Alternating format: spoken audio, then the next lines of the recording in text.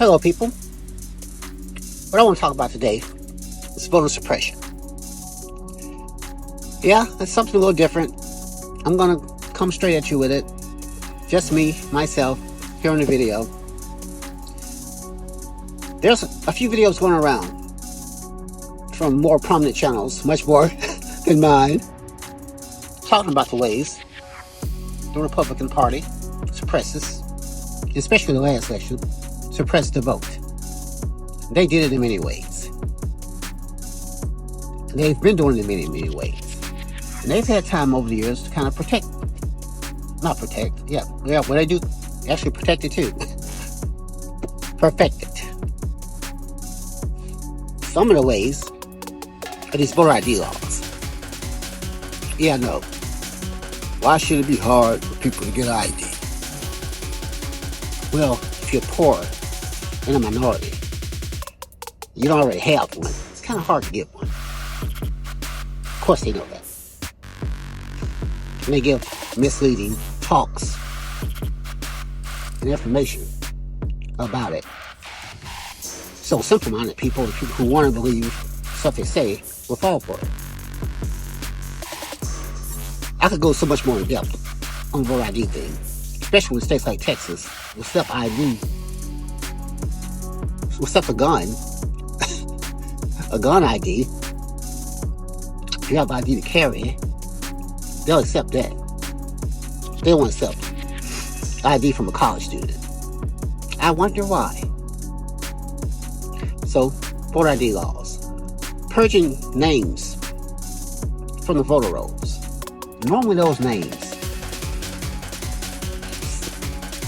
sound kind of like, average English names Black Americans would have, and average Latino names, or anyone who they think is going to vote Democrat. This actually happens. And there was like 3.5 million people whose votes were suppressed in the last election. At least. This is not me making up stuff like Republicans did. And they were all thrown out of court. People actually did research after the election was over. You could go yourself do this research and check the rolls of whose votes were suppressed and two different ways they were suppressed. A legitimate ways you can check these things. It's not cloak and dagger and a bunch of crap that Republicans make up. It's easy to check who had to go and give a provisional ballot and whose name was purged.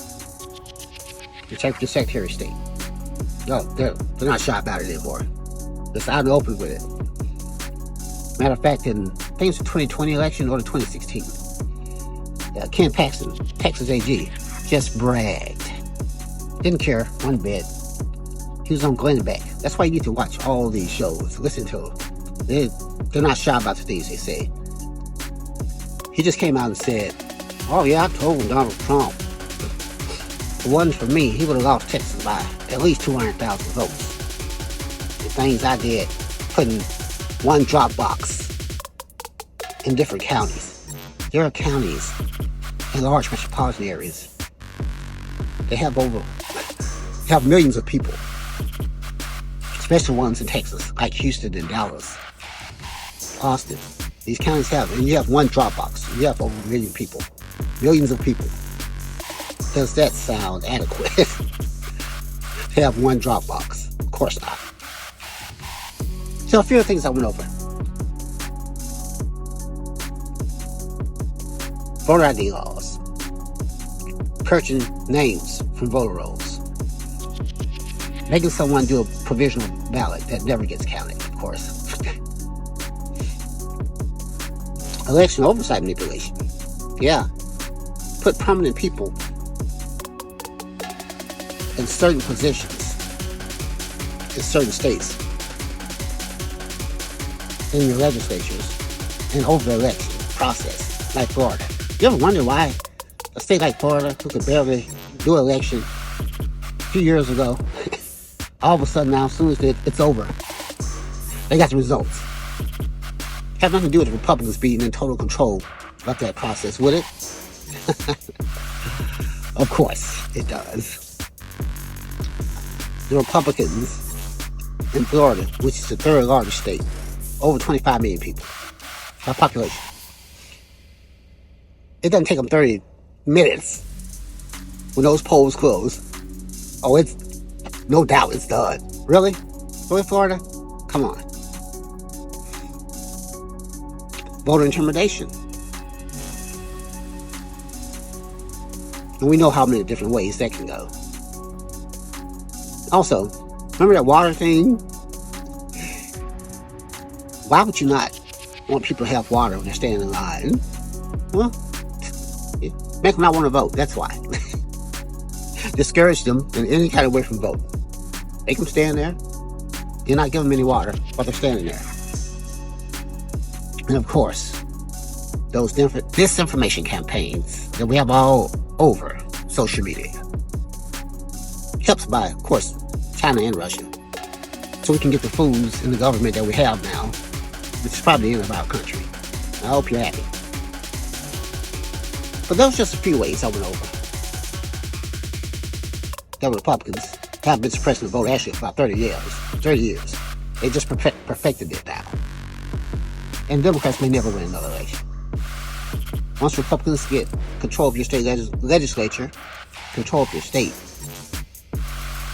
yeah, they're going to think of every way possible to suppress the vote.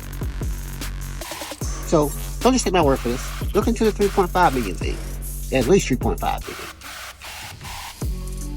And they claim they have some kind of mandate, the Republicans do, when they probably actually lost the election. But, like I say, look into this, and you got to find a way, if it's not already too late, to fight this. And I'm more disappointed in Democrats because they said they were ready for this time. They weren't ready. They weren't ready at all. Thanks for watching.